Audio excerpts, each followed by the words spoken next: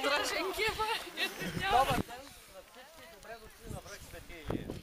Тази местност се нарича така, защото в миналото там зад загражденията, където има кльон, е имал малък параки. Следствие на годините той се му разрушава, но до ден днешен пътя си остава Свети Илия.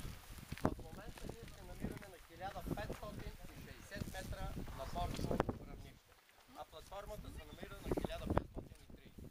На изток от нас, в далечината, последният връх, който виждате високия, от върха отляво и отдясно има поляна, в средата има малка горичка.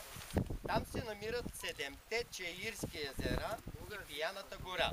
Пияна гора се нарича, защото дърветата растат ето така наклонени. Според вас защо?